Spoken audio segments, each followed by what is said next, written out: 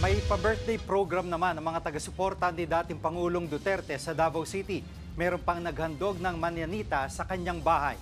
At live mula sa Davao City, nasa frontline balitang yan ang ating Mindanao correspondent na si Bril Montalvo.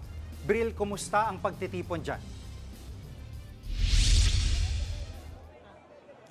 Jiggy, hanggang sa mga oras na ito ay dagsa pa rin ang mga taga-suporta ni dating Pangulong Rodrigo Duterte dito sa Roxas Avenue para sa Global Filipino Solidarity Program sa kanyang kaarawan ngayong araw.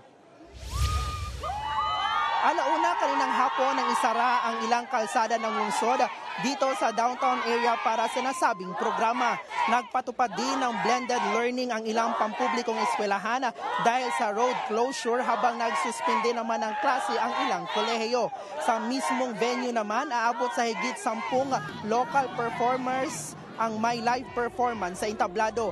Ang ilang poste sa gilid ng kalsada may nakakabit na mga pulang laso na may nakalagay na Bring Duterte Home. Agaw atensyon din ang higanting cake ng dating Pangulo na may agila pa sa tuktok. Higit 2,000 pulis ang pinakalat para pantay sa seguridad. Pero ang programa sinalubong ng mga dating Pangulo kanilang araw, kanyang pamitan ang kita labas mismo ng kanyang bahay. Kahit wala dating Pangulo, nag-ayos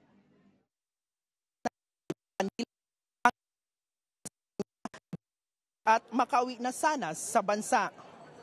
Jiggy, bago matapos ang aktibidad ngayong gabi ay may drone show mamaya na matutunghayan. Sa mga oras na ito ay kakatapos lang mag-speech ni Senator Bato de la Rosa sa entablado. Inaantabayanan pa rin natin hanggang sa ngayon kung dadalo ba dito si Davao City Mayor Baste Duterte. Jiggy.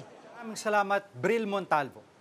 Mga kapatid, Jiggy Manikad po, iba na ang may alam at may pakialam sa panahon ngayon.